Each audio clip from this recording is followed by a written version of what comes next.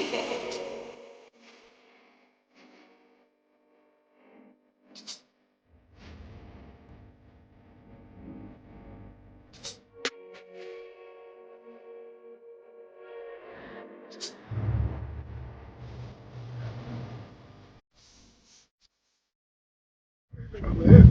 name is Maggie. I'm living in El Sobrante, California, which is near Oakland, and I am a nurse anesthesia resident, so I'm in school right now. Yeah, you might see people walking around going in and out of my house. That's just because they just moved my tiny house from Palo Alto to here, which is about, I want to say, like 60, 70 miles.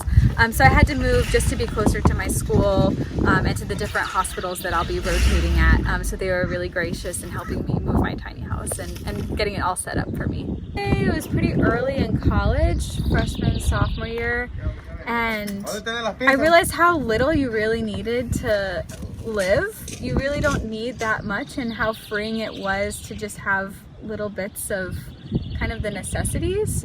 So when I found out more about RV living, tiny house living, I fell in love with the fact that you could live small but it would still be a home. And so I did a lot of research. I called a bunch of different companies, and I landed obviously on Pacifica Tiny Homes, and you guys were obviously just the best of every world. And yeah, after doing kind of a video, I think I did a video tour, that was it, and talking on the phone, they brought my vision, what I would have to life, and I realized all my dreams actually could become, you know, reality. Yeah, so before getting my tiny house, I was actually a travel nurse. So I traveled all around the US, and you know, with that, it's a lot of fun. You get to see new places and whatnot. But it was kind of sad because I was living out of my car, and you know, you're away from home. You don't really have a home. You're kind of nomadic. So as fun as that is, it is kind of sad to not have a place to call your own and your home.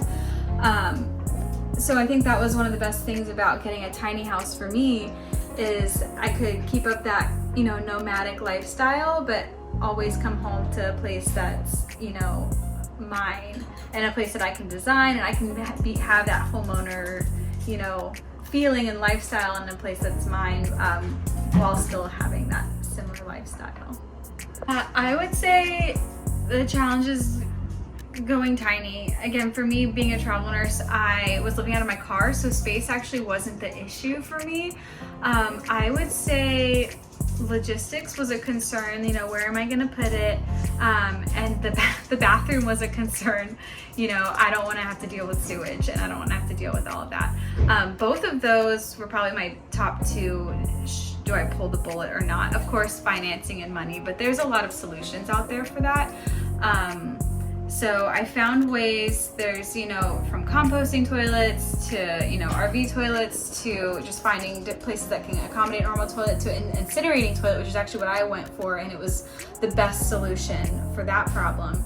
And then where to find it is obviously probably, I would say, the number one most stressful thing that people that I hear. But where there's a will, there's a way. So if this is something that you really want to do, there's ways around it. I mean, I did it, a bunch of other people do it. So it's just, you know, how bad do you want it? You know, you can find ways, you know, through Facebook Marketplace, Airbnb, Vrbo, Craigslist, like all of these places have RV sections and places to park them. And these homes they're beautiful homes, but they're also RV certified, so it makes everything a lot easier, I would say, when it comes to the logistics side. So those are my biggest concerns, but I was able to find ways to kind of navigate around those, and it's been smooth sailing, I would say, for me at least.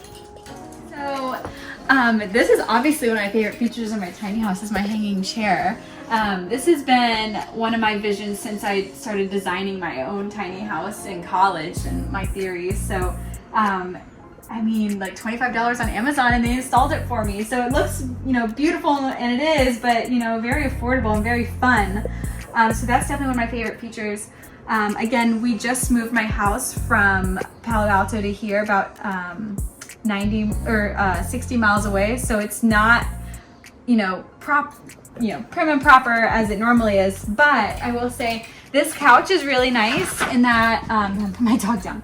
And then there's storage all underneath here, which is really, really helpful. And when you have people come over, you can pull this out and it creates like a double bed. And for me, the living room is where I spend most of my time, so I really honed in on the living room. Again, we just moved, so everything's off, but I normally have a projector right here, and then I have a 80-inch projector screen. So even though I have a tiny house, I have a whole movie theater. So this is probably one of my favorite aspects of my tiny house. So yeah, up here is my loft. This is where I normally sleep. Again, this is my sleeping bag. Not for sleeping normally, but when I go hiking and stuff. So yeah, this is my whole upstairs loft. Normally has a lot more decorations, but since I moved, I took all those down. And then if you want to see, yeah, I have all this storage as well for clothing that I typically have up here. But yeah, it's so spacious. I can sit up just fine. I'm halfway through. So, I mean, I'm 5'3", but yeah, that for reference. It's very cozy up here. It's like my tree house. Yeah, and so over here, let's see, I call this my garage. So, I have like extra storage and whatnot. I do have an actual TV that can kind of pop out. It can turn different ways. I won't move it all around. I have an actual kitchen. A lot of people ask me, how do you cook? I do have a 3-burner stove and an oven. So these all do work. My sink is amazing. I mean, the water's not hooked up yet. Again, we just moved. But I love this whole, it's a huge sink, bigger than anywhere I've rented personally. Yeah, you have plenty of storage underneath all the stairs. I mean, these go far, far back. I have a full, for me, apartment size, fridge, freezer. It's plenty for me. And yeah, lots of shelving. I mean, I have everything I need.